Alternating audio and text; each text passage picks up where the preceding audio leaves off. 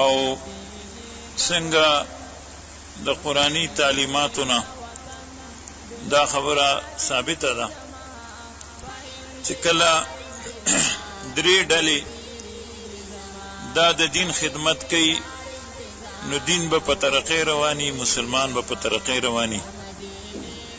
او که دې درو ډلو کې کما حقه بدرجه تم و اکمل د دین خدمت نه کړي، هغه درې ډلو کې یو ډله د علماء کرامو ده او دویمه ډله د سرفروشان اسلام ده او دریمه ډله د مالدارانو ده.